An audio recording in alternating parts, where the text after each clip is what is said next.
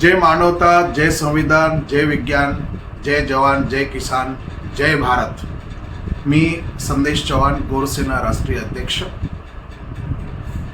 आता एक माहिती आली की येणाऱ्या 26 सप्टेंबरला प्रधानमंत्र्यांचा जो कार्यक्रम होता पोरियागडला, जिथे बंजारा समाजाची संपूर्ण भारतातील लोकांची काशी आहे, त्या ठिकाणी नंगारा भवनाचा उद्घाटनाचा जो कार्यक्रम होता, तो कार्यक्रम तिथे आयोजित केला होता आणि त्या कार्यक्रमाला नरेंद्र मोदी साहेब तिथे येणार होते।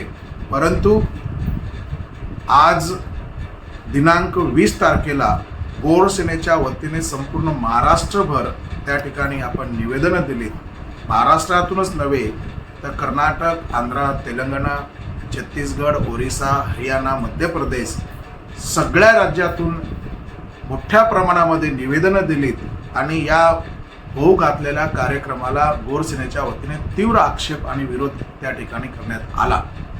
कारण नंगारा भवनाचं बांधकाम पूर्ण नव्हतं। दुसरं कारण, बंजारा समाजाचे आराध्य दैवत सद्गुरू सेवालाल महाराजांनंतर रामराव बापू हे स्वतः ज्या वेळेला दिल्लीला गेले होते, त्यावेळेला प्रधानमंत्र्यांना भेटून प्रधानमंत्र्यांनी त्यांना त्या ठिकाणी आश्वासन दिलं होतं की बंजारा समाजाला एसटी कॅटेगरीचं आरक्षण ते देतील किंवा एक वेगळी सूची तयार करून एसटी कॅटेगरीला ज्या सुविधा आहेत त्या सुविधा बंजारा समाजाला देतील, अशा प्रकारचं आश्वासन दिलं होतं। ते आश्वासन परिपूर्ण केलं नाही। आणि तिसरा महत्त्वाचा मुद्दा असा आहे की महाराष्ट्र राज्यामध्ये विमुक्त जाती अप्रवर्गामध्ये जे एकूण 14 जाती आहेत आणि या 14 जातींमध्ये जी काय अवैध घुसखोरी होते, पैसे देऊन खोटे जातीचे दाखले घेऊन खोटी कास्ट व्हॅलिडिटी करून जी काही घुसखोरी होते, त्या घुसखोरीमुळे लाखो विद्यार्थ्यांचं नुकसान त्या ठिकाणी दरवर्षी होत आहे।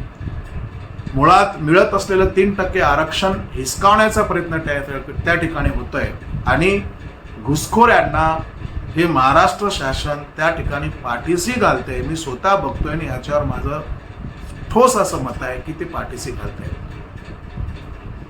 ही घुसखोरी थांबली पाहिजे म्हणून गोरसेनेच्या वतीने वेगवेगळे रास्ता रोको आंदोलन, जोडे मारो आंदोलन, उपोषण, जवळपास 39 प्रकारचे मोठे मोठे आंदोलन त्या ठिकाणी केलेत, पण महाराष्ट्र शासनाने कुठल्याही प्रकारची त्यावर ठोस निर्णय घेतला नाही आणि घुसखोऱ्यांना पाठीशी घालण्याचं काम केलंय। म्हणून गोरसेनेने भूमिका घेतली होती की जोपर्यंत रामराव महाराजांना, रामराव बापूंना दिलेला जो शब्द आहे त्या शब्द जर पाळला गेला नसेल तर त्याचं काय, ह्याचं आधी मोदी साहेबांनी उत्तर द्यावं। आणि दुसरी महत्वाची भूमिका होती की जे काही अवैध घुसखोरी होते विजे अप्रवर्गामध्ये, ती थांबत का नाही, त्यावर शासन ठोस निर्णय का घेत नाही, यावर जोपर्यंत शासन ठोस निर्णय घेणार नाही तोपर्यंत प्रधानमंत्र्यांनी पोरियागडला येऊ नये, यासाठी आज 20 तारखेला 20 सप्टेंबरला संपूर्ण महाराष्ट्र आणि महाराष्ट्राच्या बाहेर एक 7-8 राज्यातून मोठ्या प्रमाणामध्ये निवेदनं त्या ठिकाणी केलीत आणि त्याचा परिणाम म्हणून प्रधानमंत्र्याचा दौरा कॅन्सल झालेला आहे अशी आत्ताच माहिती मला मिळाली।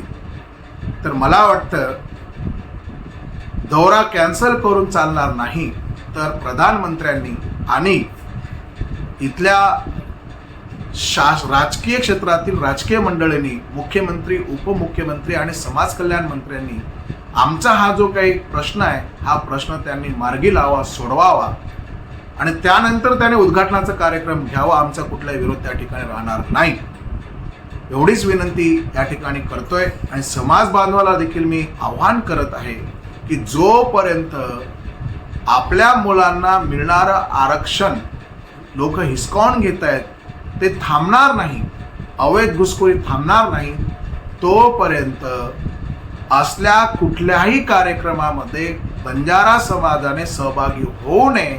कारण असल्या कार्यक्रमाचा उपयोग ही मंडळी फक्त आणि फक्त येत्या निवडणुकीमध्ये कसा फायदा घेता येईल यासाठी ते करत आहेत, हे काही वेगळं सांगायला नको।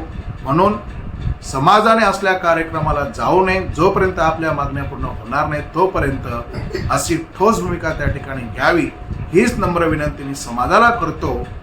जय हिंद, जय महाराष्ट्र, जय गौर, जय सेवालाल.